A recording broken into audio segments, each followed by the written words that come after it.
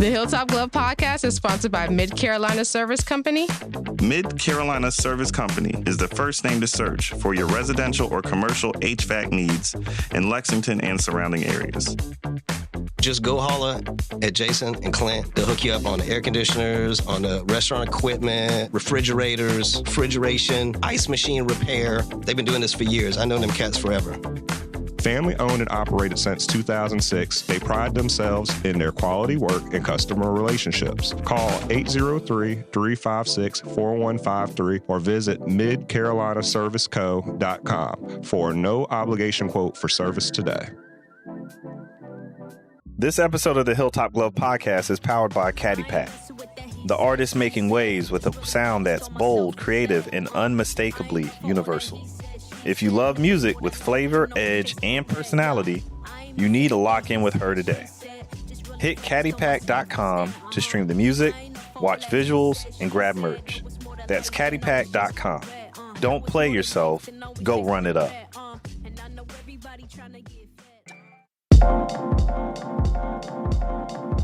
Welcome to the Hilltop Glove Podcast. Welcome to the Hilltop Glove Podcast. Welcome to the Hilltop Glove Podcast. Welcome to the Hilltop Glove Podcast.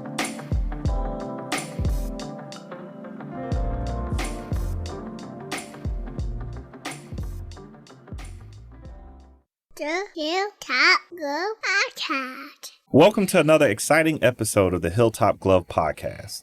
Today, we have the pleasure of speaking with the remarkable Dr. Tina J. Ramsay. Dr. Ramsay is a best-selling author, homeschooling advocate, and media strategist who empowers entrepreneurs, educators, and families through her global platform, CTR Media Network. As the CEO and founder of several ventures, including CTR Homeschooling and CTR Cares, she impacts millions worldwide with her dedication to education, media, and community development. Her mission is to help others be seen, be heard, and be amplified on a global stage. In addition, we are thrilled to have Michelle Green with us. As the founder of Kingdom Builders Business University and the visionary behind KBCR and KBCDC, Michelle is a dynamic entrepreneur, speaker, and mentor. She equips leaders with strategies to grow businesses, build legacies, and create lasting impact. Thank you for joining us today. How are you two sisters doing? Great. Awesome. Thank you for having us. Man, we appreciate y'all. Yes. I know we always start the episode with the most important question to ask anybody that you don't know. Where did you grow up? And what was your background like? And I guess we'll start over here with Dr. Ramsay. All right. Well, I grew up in a small town called Bennettsville, South Carolina. So, yes, Bennettsville, South Carolina. Now, I do not have any brothers or sisters. I'm the only child. So I grew up being very independent because I had to be independent. I didn't have brothers, sisters to rescue me, so I had to learn how to be self-sufficient. With that being said, I was inspired by a lot. I didn't realize then, but now I realize it was the inner workings of me being a podcaster, interviewer, and being in media, because I love hearing people's stories. So even though I played like every other child did, but I spent most of the time with the older people. I was very curious about how did the books actually make sense for a real person who actually lived during that time period. So with history, I would read about different things in history, and I'd go to the older people like, did this really happen? What happened?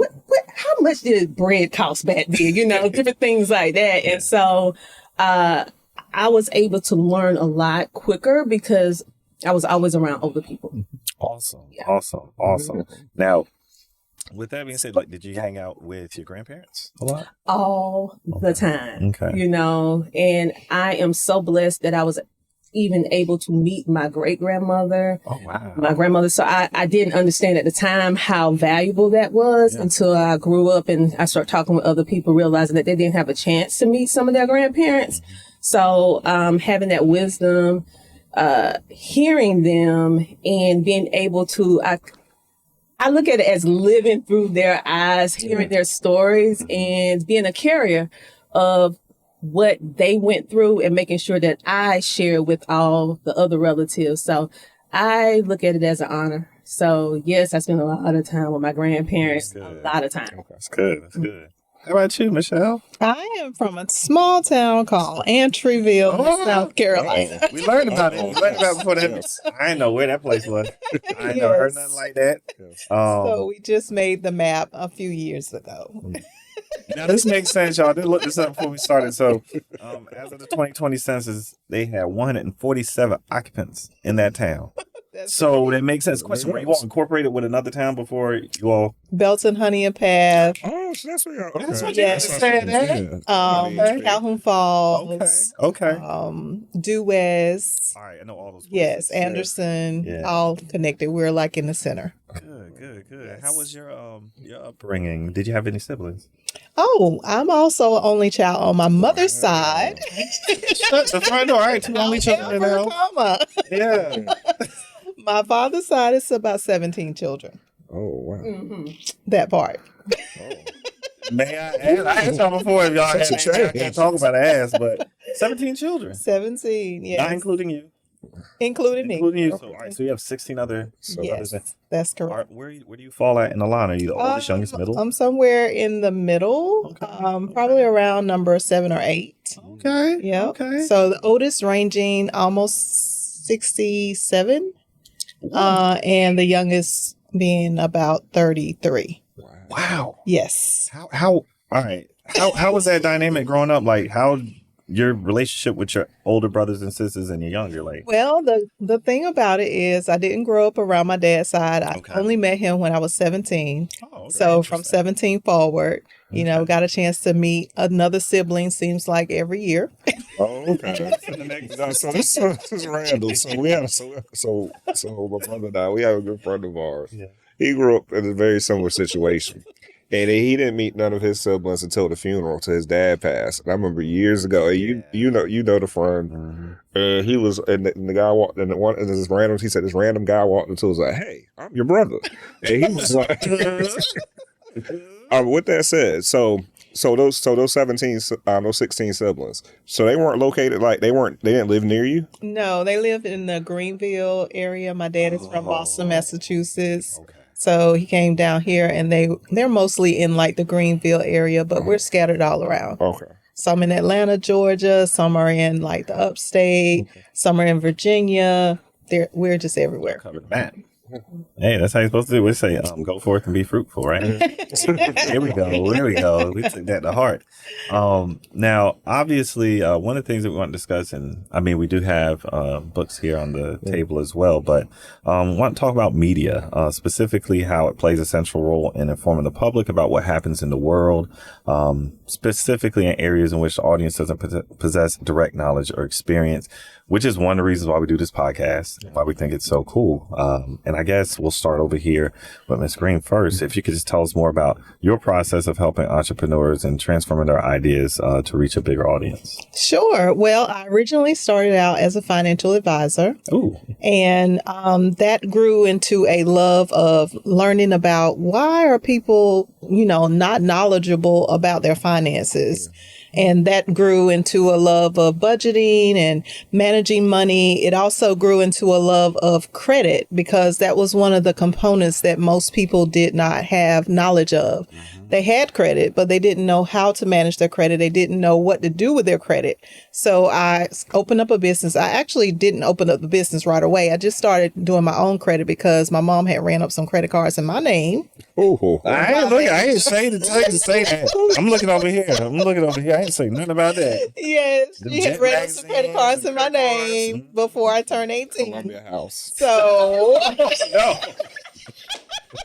That's real. No, that's real. Speak on it. This is true. So those credit cards that she ran up in my name, when I got ready to buy my own house, I was 1.2 children in the process. And, I went and tried to apply for a home, and the guy was like, "No, ma'am, your credit is horrible." I was like, "How can my credit be horrible? I don't even have credit. Like, I got like 3 things." Yeah. So I found out through my mom. She had a book on credit. I learned and mastered everything in the book that it taught. And I went back in 3 months and I was able to buy my own house. So I started doing family and friends and assuming, you know, being in your early 20s, you're assuming that everybody knows all of this because everybody knows everything, right? But wrong. So by the time I got to, you know, being in the workforce and different things like that, got into a job at Verizon. Anybody know about Verizon Wireless?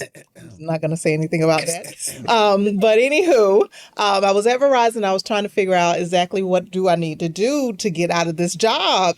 And a friend of mine that was working next to me, she was like, hey, do you know anybody who fixes credit? And so I was like, yeah, give me $20. I'll go ahead and fix your credit. So I did. And then 3 months later, she went and told her whole family. I got $20. Okay.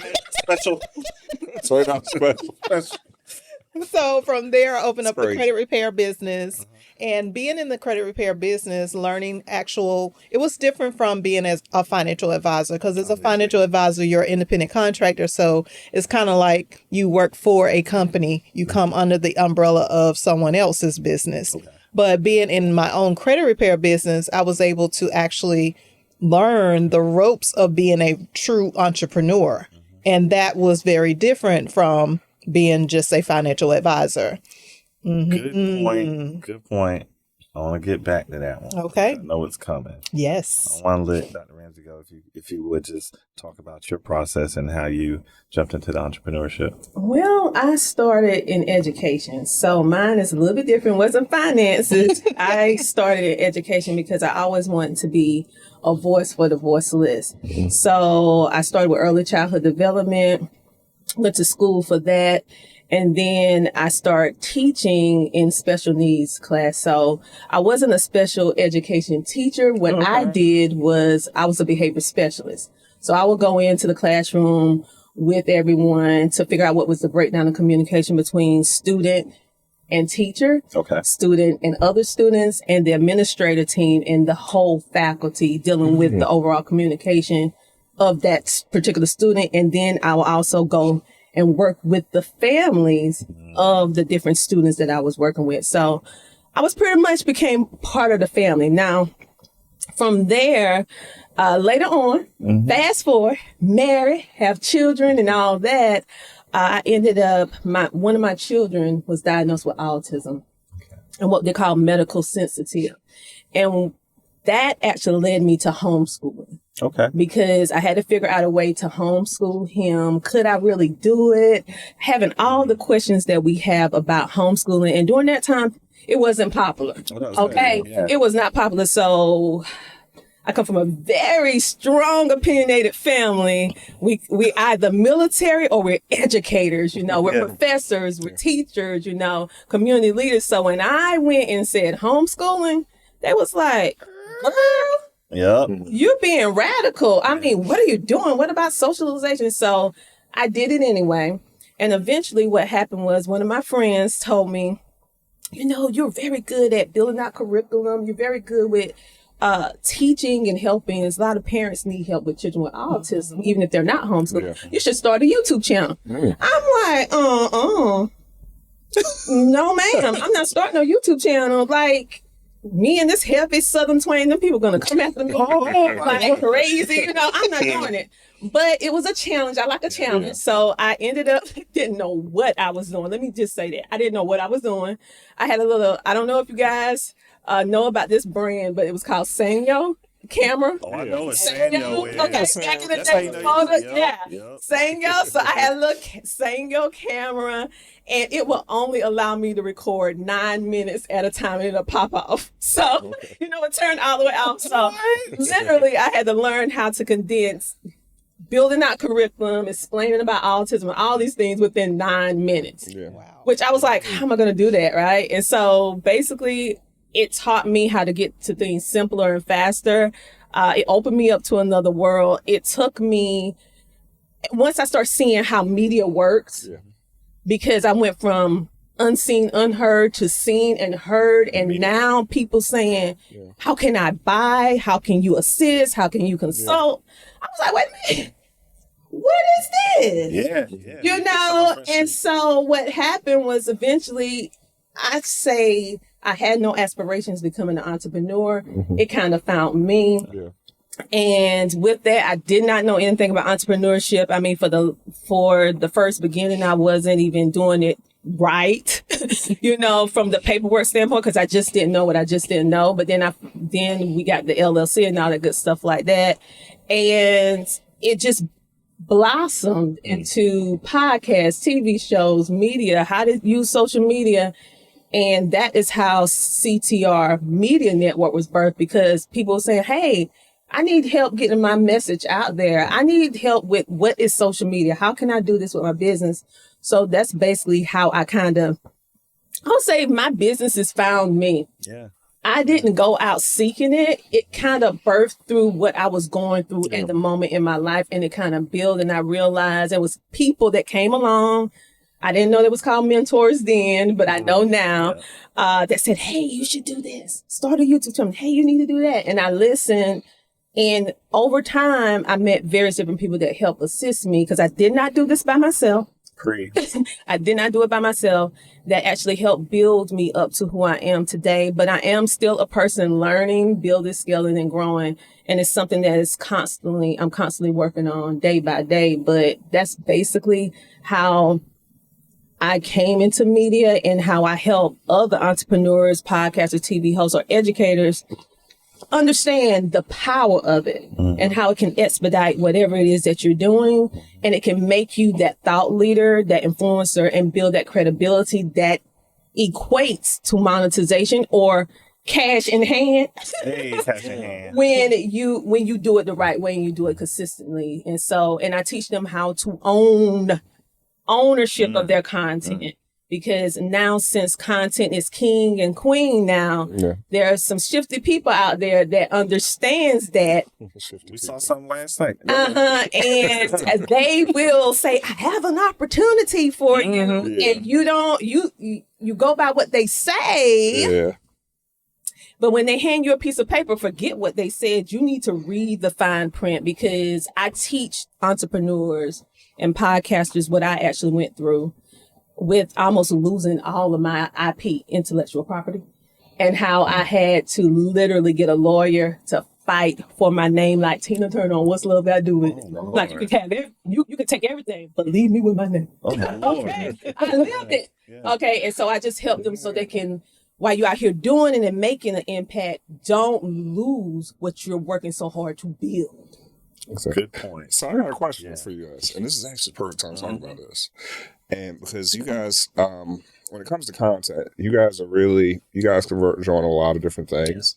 Of course, the media aspect is one, but entrepreneurship is one. And one thing that I would love to get clarity on, I know our audience would as well. What is the difference between ownership and entrepreneurship? I'll let you start, Michelle. Go ahead, Michelle. And then I'll piggyback. Well, I think entrepreneurship, my uncle, when I was about 13 or 14 years old, he was like, you're going to be an entrepreneur. So I think entrepreneurship starts from a place of nothingness. It starts from just an original idea, something that, you know, is not passed down to you, because ownership could be where someone is passing their business over to you. But entrepreneurship is just that raw, nitty gritty, you know, original idea that, like Tina just said, you know, Dr. Tina just said, just kind of stumble upon being a business owner. Okay. Yeah. And I want to build on it, because I was waiting for, I want to hear what both of you all said about your beginning. And, there's something interesting that both of you all said is, and I thought this is very good, is you didn't have any backup. No. It was solo dolo. Yeah. You were on your own. And I want you to build on what you're saying alongside not having those folk in the back corner doing all of those things for you as an entrepreneur. How is that different from you just joining an organization or an already built structure? Because I think it's important for the audience to understand this. Oh, it will test your character. It will build your character. It will let you know who you actually are, because you're starting from nothing, and you have to create everything. You have to do everything. Mm-hmm. So it's not like you got a whole team that you can just hand.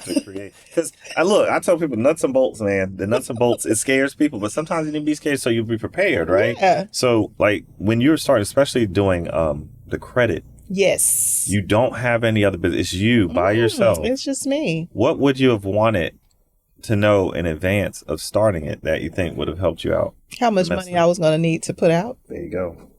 That's important. So what did you think you needed, and what did you really need? Well, I came from humble beginnings. Entrepreneurial, South Carolina is basically farmland. I was raised on a farm. Mm-hmm. So I knew about how to work hard. Okay. And that is an ethic that you definitely need in order to be an entrepreneur.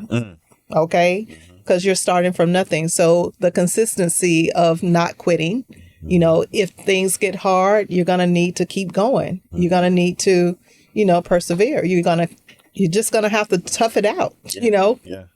And you're making it from scratch. So you don't have the same type of insurance as a large corporation. No. You don't have advisors. You don't have administrative personnel. I'm talking about with you too. You ain't had none of that.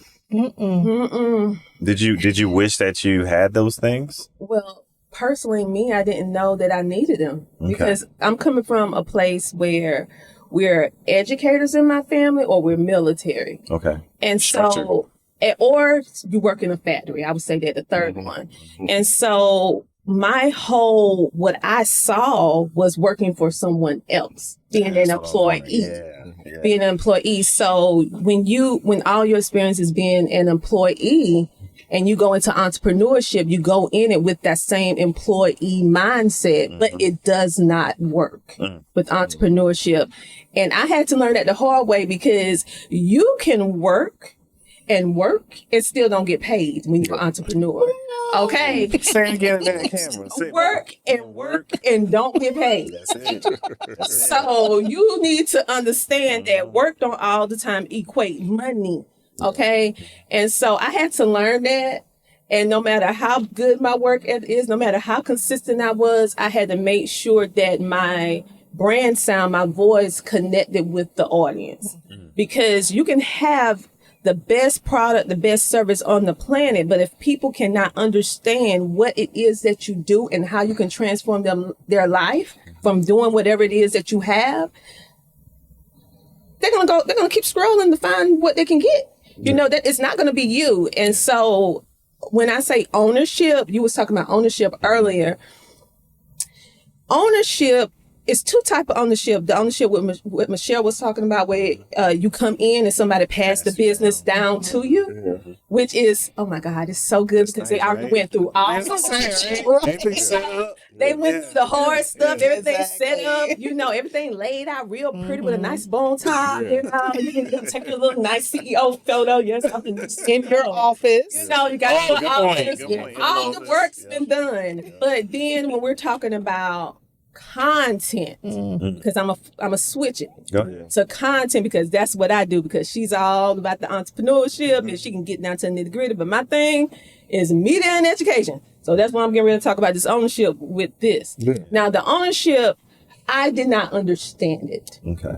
Okay. I did not understand it until I got into a situation where individuals were trying to take my content. To take my content, because I didn't realize the influence that I had. Oh, wow. Okay. I'm over here just trying to make an impact, want to help people, and teach them what I do and have no idea. So I would say for entrepreneurs, do not go out there creating all this content without having legal advice. You need legal advice when you are creating content, when you're going on other people's platforms. That is why CTR Media Network was made. It was to be a safe haven for content creators, for them to be the owner of their content. They can still come and put their content on CTR, and we put it out there on TV and podcasts and magazines and all that good stuff like that. But we do not take their intellectual property. They can take it, they can shop it, and they can put it out wherever they want. But I tell them this. If you decide to be on CTR and also go on other platforms, which we do not tell them, we do not discourage them not to do it, but we tell them, read the fine print. Okay. From my experience, your content is digital real estate. And if you don't own it, if you don't put in copyrights, trademarks, somebody else will. Ooh. Somebody else will. And so it's worth to do the investment now than to be crying about it later, because I'm not giving y'all legal advice. This is just for educational purposes only. I know. There you go. Disclaimer. Disclaimer. However, from my experience, you can find yourself when you're out here creating all this stuff and people start paying attention to you. Yeah. Because once you start doing media, you start getting more visibility. Then you start getting more visibility. It attracts good and bad. Yeah. You can end up not owning yourself. Dang it, you make that sound like a 360 deal. Yeah. but I'm being honest with you, right? I want the viewers and the listeners to understand that you don't need to go out in this time without having your process together. We could get away with that 10, 20 years ago. Yeah. But now, you better not do that. Yeah. So take the time to learn not only about building your content, becoming that business owner, but also how you can protect it, because that is legacy. Yeah. The protection of what you're creating. Yeah. And then Michelle, she helped you lock it up, make sure it is with the government and all that stuff. Because I don't do that. Yeah. No, but it's perfect. It's perfect. It's a perfect balance. I don't do that. Yeah. Don't do that part. She do that part. I think that's great though that you brought that up, because I think a lot of times, like, so when we go in the community and of course, we talk with people about the Hilltop Glove or just podcasts, just content creation in general.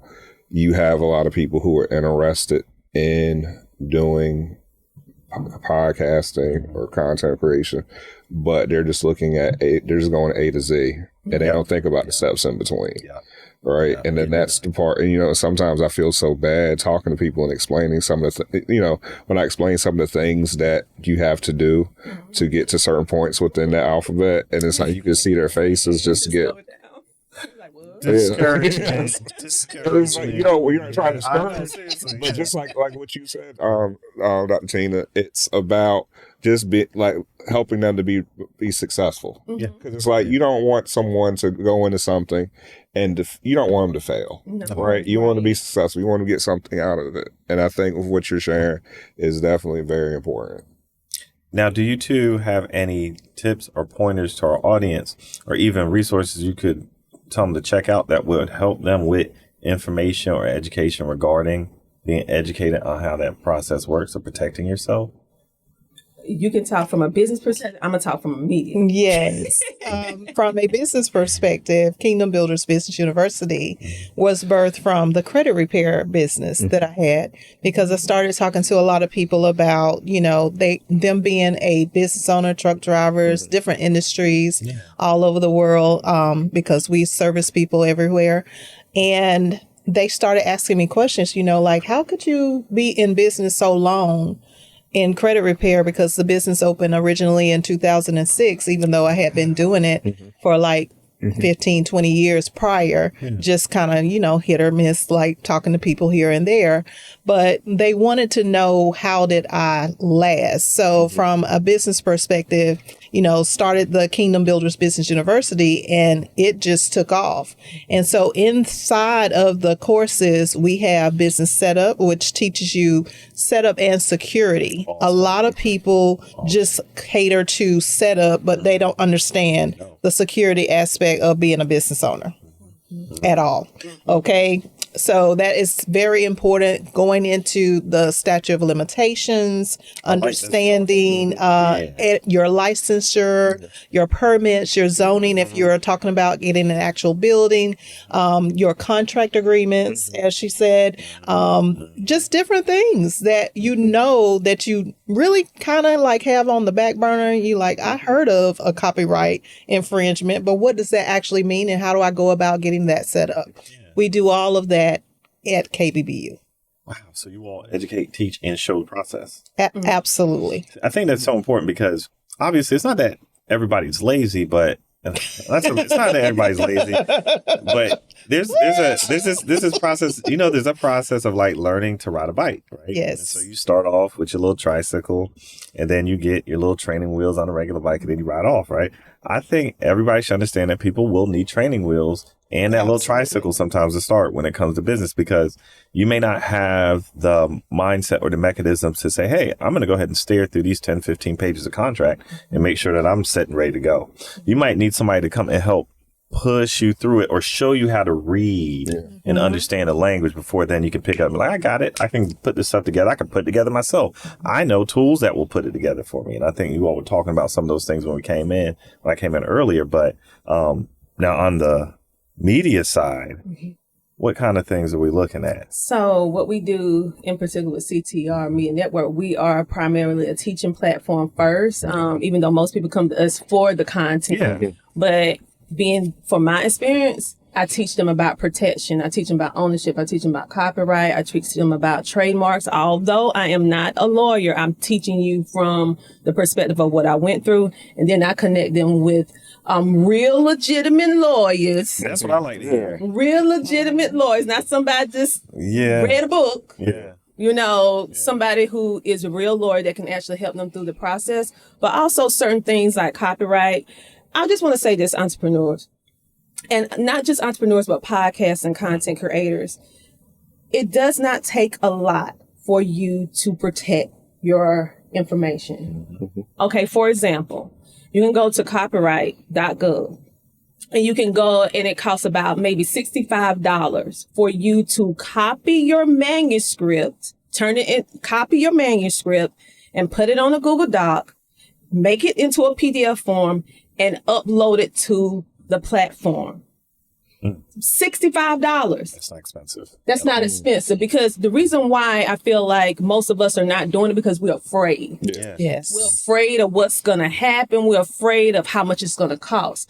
Now, when you get into trademarks, that can get up there a little pricey, but typically trademarking is not expensive, about $375 per category. But the thing is this, it's more when you get a lawyer to help you, but it gives you the confidence to know that it's done right. Okay, that it's done right. And so there are platforms like Marbleism. It is an AI generated software that can actually create a team for you when we're talking about solopreneurs. Where it has a social media marketer, a blog writer. It has, you can bounce ideas off of. It also have a certain AI person, artificial intelligence, that actually you can drop your content or your legal contracts inside of it. And it's designed to let you know, to find the holes, to explain it. That's awesome. Yeah, it's called Marbleism. And it's about... Can you spell that? Like MARBILISM. Marbleism. Okay. And it literally is about maybe $39 to $49 a month. And it can actually help make your workflow better. And also, I have a lot of this information in my books. I tell people I always leave breadcrumbs. Nice. For individuals who take the initiative. I have a lot of free courses, things that I charge a good coin for, but I put it for free because I want to see what you're going to do, because people don't pay attention until they put some, like we cover up in Bennettsville, South Carolina, put some skin in the game. True. And so even if it's only $20, you're getting way more value. And so so you'll see in the back of all my books and in our magazines, no matter if it's CTR Homeschooling, CTR Media, we always have some stuff. Everybody want to know what tools you use. What tools you use? What, did you buy my book? Because I just left it all in there. I mean, it's in there. Yeah. So with that, I would say the tools are out there. You just need to drop the fear, because it's more of a big problem when you do not do this and somebody get it to you. Because I would say this, because I learned from experience.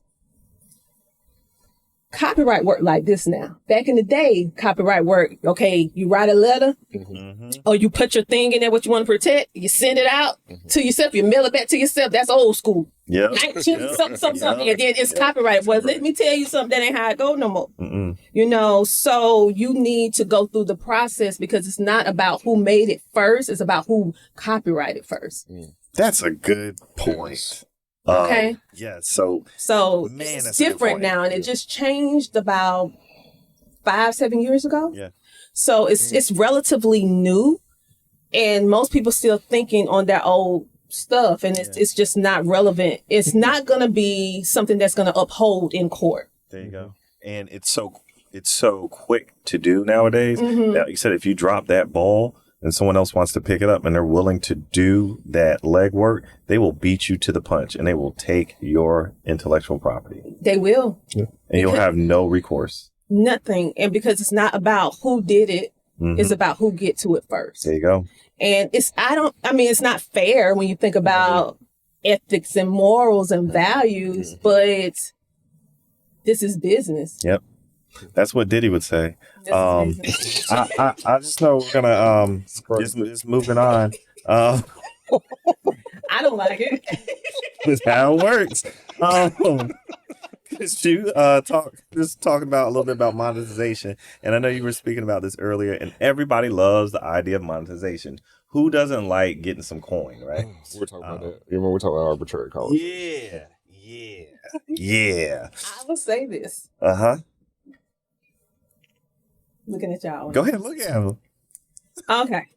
You cannot go from a period of nothingness, like she was speaking about before, zero content, zero ideas, zero concept, and you think just because you thought of something, it's going to register with everybody else. Okay? It does take time. It takes effort for you to monetize your content. But the good thing is, it's so many AI operated tools that's going to help you be able to get there quicker. And another good thing is that most people do not do. And I will say this for I'm speaking to small content creators. Okay. You look over affiliate marketing. How many times we're using these mics? We are using computers. Yeah. We're using, we're wearing merch, other people's stuff, and you just giving them free advertisement. Yeah. Okay. Yeah. Okay. Mike, we had this conversation. Okay. These companies are looking for you, and they're not looking at how big your numbers is. Because most of us have the misconception, I can't do this until I have at least 100,000 or 1 million followers, and then I can do. That is not true. It is a thing called value marketing. And value marketing is what small content creators should be focused on, because it's about the value that you bring. Good point. The value that you bring, not the numbers, all these different subscribers, which some of it is fictitious, but we're not going to get on that. We ain't going to get on that today. Don't get that shut down. Okay. But I would say this, value marketing is the way to go, because it's the value that you bring, the concept, the idea, the audience that you do have, and that is monetizable. The rule of thumb is this: for every one person that you have on average equals $1. Okay, so if you have 200 people, that's $200. Yeah. That's how they're looking at it from a marketing perspective, just in case you didn't know. And so, of course, based upon what the value that you're bringing, it could be more per person, but on average, it's $1 per person.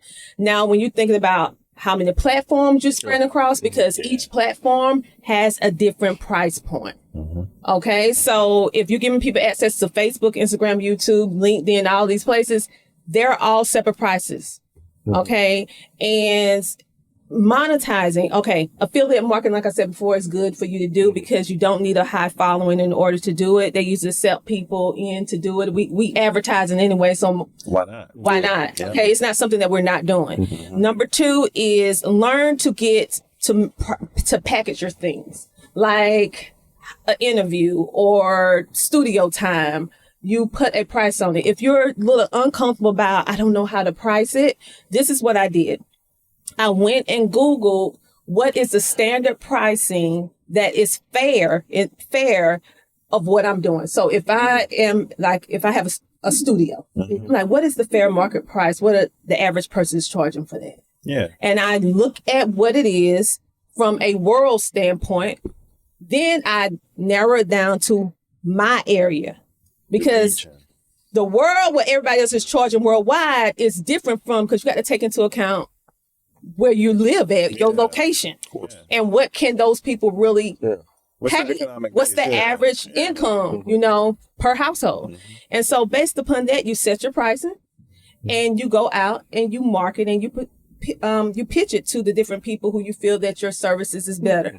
Door to door, going from door to door and going from different shops, handing out old flyers, talking to people, that still works. Go ahead. I was hoping you were gonna say. I was like, please don't say. I like talking to people. That still works, and it gets you, because a flyer don't have personality, but you do. True. You do, and so when people want your service, but they're buying it because they like you.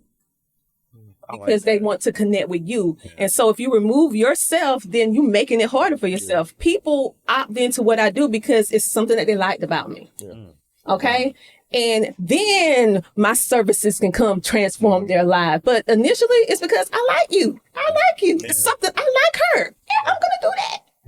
I'm gonna, and so go in with that and get used to hearing no. Yeah, very true. Get used to hearing no, because you're going to hear it. You're going to hear it.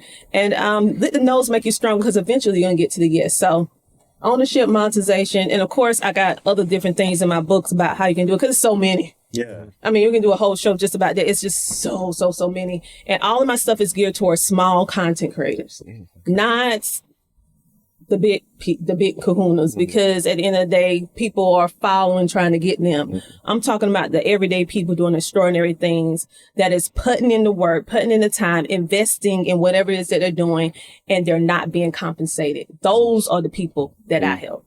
I know I wanted to put in this. I'm happy you said that, and you're talking about the little guy and how the little guy affects it. And I just want the audience to know too that even the big guys are picking up on what you're saying, because what we're seeing now, especially in certain industries where you have groups that you're specifically marketing or advertising to. And I'm happy you said value marketing too. This ties right in. I'm perfect. So you have big kahunas. What they're doing now is they're realizing that based on the economy, that people can't do what they used to. And they're actually scaling down to get more structured groups. And what I mean by that is you'll have somebody, they can have like 1 million fans or whatnot, right? 1 million fans. We don't know if they real or not, right? But they have 1 million fans. They don't worry about those 1 million fans. They want to have 1,000 consistent fans who will spend $100 with them over a 12-month period. Because what that does is it puts them in a 6-figure earning range. That's it. They don't care about all these other people. They're like, what? Are you serious? No, they don't care about them. If they get them, cool. It's bonus. But they're looking for 1,000 people that they can just focus on. And this question now is going to bounce off to you, especially with what you do. Do you look for consistent people to be involved in your business? Like, are you looking for consistent customers, or for you, because it's a different type of business, once you finish getting somebody's credit where it needs to be, helping them out financially, do they leave you and depart and you now have to find a new person to replace that income? Now, with the credit industry, of course, that's a no-brainer. It's just people are always going to come into that industry because everybody needs credit. So I don't have to go out looking for people. And once you build a reputation from the consistency, then you don't have a problem with people coming back to you, being repeat customers and things like that. So I don't have a problem in that field. But I did want to speak to monetization from the aspect of being a business owner. One of the things that we really don't understand about life as a business owner is that we need to legitimately become a business owner. So,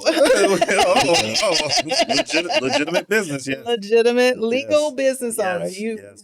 We really need to understand that it's not just about, like Dr. Tina is saying, being out there as a content creator. That's fine. A podcaster, that's all fine and gravy. But the ultimate game to play is to go from being a person that's working for someone into developing your skill set, your gift, your talent, and then going from there to being a solopreneur, learning your craft, actually, mastering the things that you do.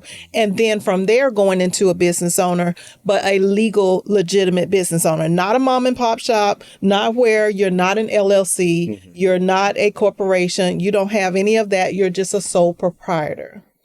I have a question about this, and this is something that comes up. I know this comes up a lot. It's, at least to me, when it comes to business ownership and entrepreneurship, it seems like sometimes you have people that are drawn towards entrepreneurship because there's this misbelief that they don't have to answer to anyone. Yes. Especially in our community, we get a lot of that. Mm-hmm. Right? Be the boss. Yeah. And that comes from, that's a part of my podcast, right? But seriously, it is something that I spoke about earlier in the day before I met Dr. Tina about going from employee to employer. It is not the same concept. And you said that earlier, is that you cannot go into being a business owner with the same mindset you went into being an employee and deciding that you're just going to wake up one day and you're not going to have anybody tell you what to do. You don't have to answer to anybody. You can go to the bathroom when you want to go to the bathroom. You can go eat when you want to eat. Like, that is not the ultimate deal of being a business owner. Yeah. And a legitimate business owner, you're going to have to work 100 times as hard as you were working for someone else. Yes. Like, it never stops. You are constantly, even in your sleep, you're thinking about entrepreneurship. You're thinking about your business, and especially once you make it legal, so that you're not looking over your shoulder and you paid your taxes and you got your protection and you take care of your investments and you do all of these things. As a business owner, you have to make it legitimate in order for you to maximize monetization. It's not just about you being in front of a camera. It is about you legally leaving a legacy. And that's a part of what we teach at KBBU. And so you do have to answer to a lot of people as a quote unquote boss. Yes. Right? Yes, because your clients are now your boss. That's all right. Yeah. I'm happy you said it just like that. That's the perfect way so our audience can understand it. And that's one of the things people do like sometimes about the protection of being underneath the umbrella is that you have somebody doing those things for you. So you could just go out there and operate and work. But obviously you want some quote unquote freedom of control. That is, you're going to now have to pick up that mantle and carry it. Yes. Do you all like carrying that mantle? Yeah. Well, it's challenging for me. It's up and down. Okay. Through my moments too. It can be a blessing and a curse. It's both. Sometimes I say, what was I thinking? Yeah. I mean, the comfort of knowing that I get paid every Friday. See? Yes. I get double pay if I come in on the holiday, or double pay after so many hours, 401k, having all those things. It is, I would say, a luxury. Okay. Yeah. But then when you consistently, like Michelle was saying, work on your business, you have all the process together, and then you go out and you provide your value, and then it is compensated. Yeah. Like, you can literally replace what you make in one day. I remember the first time I replaced what I made in a day working for somebody else in 1 hour or less than like 30 minutes. I'm like, did I just make what I made in a whole day? And then when I made what I used to make in a whole week in like an hour, I was like, oh my God, this is the best thing ever. Yeah. But again, I would say that it's not like, you're not going to have days like that all the time. Yeah. And you have to be willing to work even when no one sees you, even when no one's appreciates you, even when no one's watching. You have to still be working. And You still have to pay for the things that you need to do in order to keep it safe. That's what I was about to say. So you're gaining those money. bills, that overhead will come. It's going out. It's coming. Yeah. Whether you made something or not, you got to figure it out. Yeah. And so,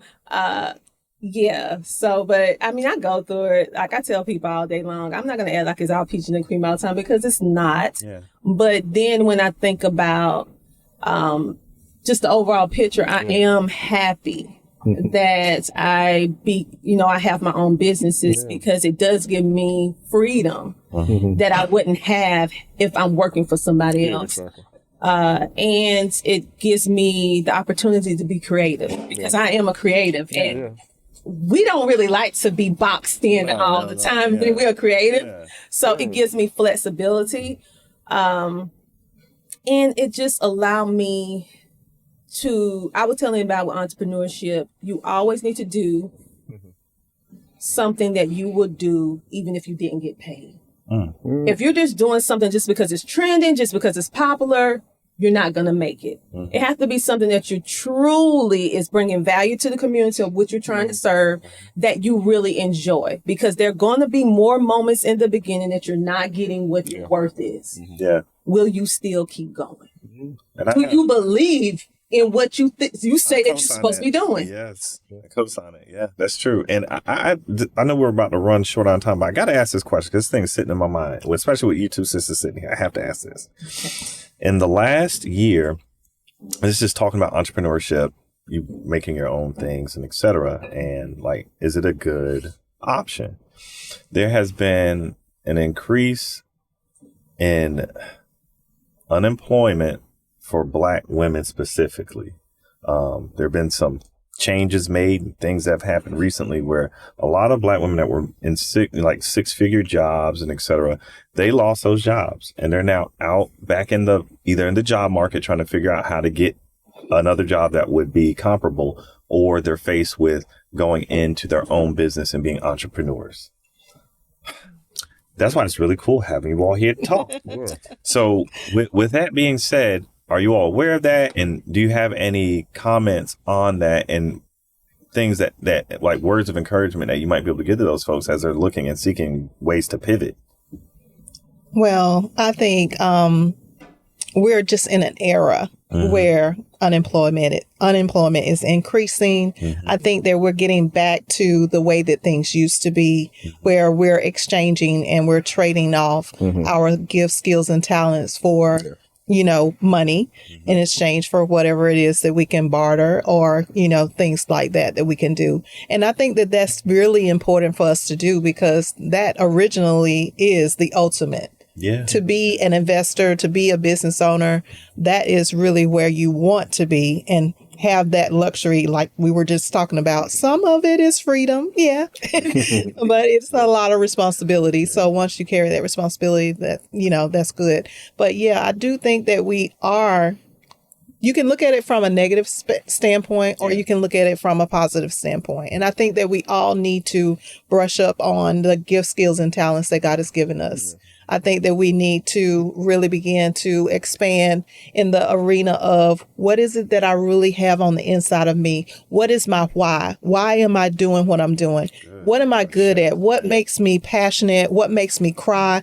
Why have I been so catered to this passion? Why have I done this all my life? And I do it with such joy, with freedom. Like, I just do it just because, just like credit for me. It's just like, okay, let's go. Let's get this credit score up to 800, Yeah. But hey, for $20, y'all. For $20. Not for $20 anymore. Yesterday's price. Wait, what? Okay. Cyber Monday specials, anything comes out we need to know about?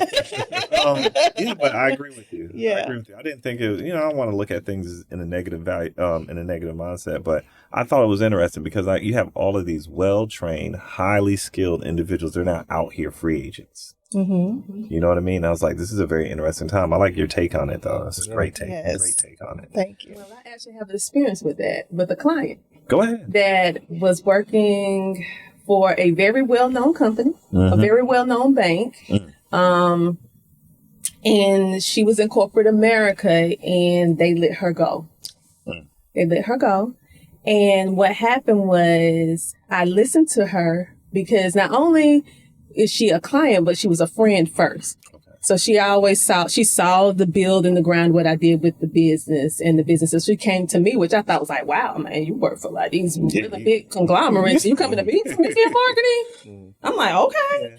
So basically what I told her, I said, do you realize that what you did for corporate America is transitioning entrepreneurship where you can actually turn that into a business, what you was doing for them, waiting for them to pay you. People are actually in the marketplace looking for what you do. Preach. And so she was like, I never thought about that, but how can I do it? I don't really understand. I said, first of all, breathe. You do not need them. You got comfortable. You got comfortable. And now since the rug was kind of pulled up from under you, now you're like, what do I do? You do your own thing. That's what you do.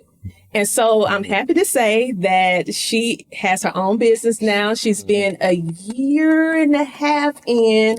She was listening to all these gurus on different things. I said, listen, stop listening to them Instagram gurus. For number one. And I gave her, she actually called me yesterday and she was like, do you remember this advice you gave me? And I'm like, no, I don't remember. She said, you remember when you told me, why are you looking for, because she had just lost 3 clients with her new business. And she was like, I don't know what I'm going to do. The contracts didn't pan out. And I was like, why are you worrying? I said, if you pray to God for just one contract that helps provide for all your needs. Why are you worrying about if you have 3, 4, 5? You may not have the bandwidth to handle that many people. Okay. And I said, so just look for that one client that can do all the things to provide for your life. One. And that is sufficient. That is an entrepreneur. Okay. We have come with this conception or a concept that if you have one client, oh, you ain't no real entrepreneur. Listen though, you have to start with one first. But if that one does everything, why you need more?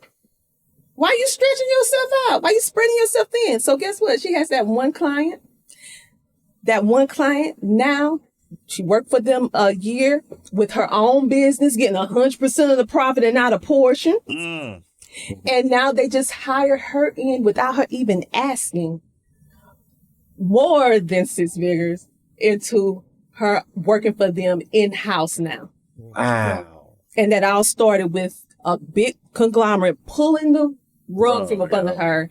She went and I told her about starting entrepreneurship, helped her out, of course, helped her with the marketing and the media side because podcasting and stuff like that. And then now, because she has the visibility, she has all this stuff, right?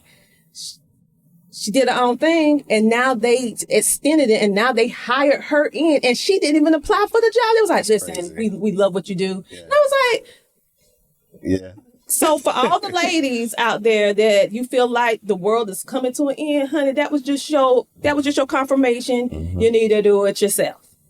You need to do whatever you was doing that held value for that company that helped them make their numbers is the exact same thing that you can do for yourself and get the 100%. Why settle for 30 or 40 when you can get 100? That's it. Work for somebody else's dream. You work Put for your own name on that letterhead. Like, I mean, that's the problem. I mean, it's okay. Your problem solved. Go ahead. You're welcome. I want to answer. Go ahead, because that's what they need to do. I agree with it, man. I just wanted you all to speak out because I was like, oh, it's a perfect question. They're coming in, help people speak on it. Get some help with setting it up the right way. Then you go bounce it. Don't come to me for that. You go to her to set it up the right way and get your credit. And I put you out there with marketing and media. There we go. I don't do that part. Not only that, I stay in my lane. the life balance of it all, you know. That's another problem that we don't understand. We become entrepreneurs, but in KBBU, Kingdom Builders Business University, we have a business and life management course where we teach you right before we go into Dr. Tina's portion of, because she works at the school in marketing and media. So right before we go into that, we actually teach you how to manage your life and your business together. And that's not something that a lot of entrepreneurs know a lot about. No, they're just kind of like. Ask y'all that question. That's our last question. I always like to ask this question, but I knew y'all was right on money. You gotta balance the life and the work. Yes, you have to. A lot of those folks coming out of those corporate jobs, like I said, they're so used to giving all their time away to other folks to do things normally that work-life balance is horrible.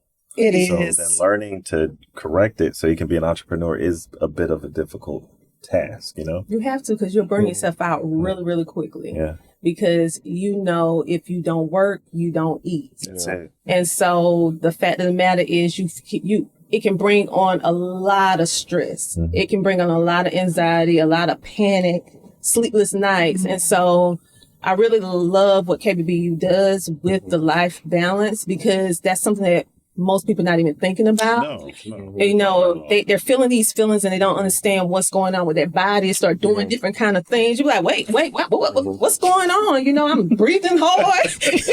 What's going on? Palpitation. Yeah. And so the fact that the school brings that to awareness, and I'm all about the media, marketing, and education. However, I'm about my core is making sure that your foundation is solid. What's going on mostly with entrepreneurs now is that they want to do media and marketing first. Mm-hmm. And you do not do media and marketing first. You get your foundation, your structure done first, your foundation. Media and marketing and monetization is the walls, the roof, the windows, the fixtures in your home. If you have a mansion with all the beautiful fixtures and the latest whatever, and it's on a sand floor, who wants that? Good Lord, you call that way. Okay, so that's what entrepreneurs are doing, because they're trying to skip steps that you can't skip, and then they have to go back and fix it, which costs more than doing it the right way the first time. And so that's why I decided to collaborate with her business, because I realized that media and marketing, we all need it. We all have to have it. And we all need to be educated for what we do. But we also need to make sure we have that foundation, that structure, that legal piece component done, because it will come back. It will come back. And so that is what she does. And so I will also tell the entrepreneurs as well, look at podcasting and TV hosts to collaborate with businesses that are essential to make it. It's a good compliment for you. Like, this collaboration made sense because we complement each other. Yes. Because I can not do without her and she can't do without me. Right. And I'm not trying to play in her sandbox over here, trying to do her thing. She not over here, but we complement because we realize we need both. And so that's why I said, so find yourself somebody to work with. Man, y'all are on You can't do it by yourself. Y'all are on point. Y'all are very impressive. I know we have to wrap up, but before we do, obviously, I told y'all get a chance to do this. Shameless plug. Y'all go ahead and tell people about where they can find you, how they can get your services, how they can get these books, this information that they're going to need. Okay. All right. So for me, it's Kingdom Builders Credit Repair for the credit industry. And then it is also, I have a nonprofit organization where we teach business from a kingdom perspective, a kingdom of God perspective. And we have Wednesday Bible study. So that's Kingdom Builders Community Development Center, or you can find it at www.kbcdc.org.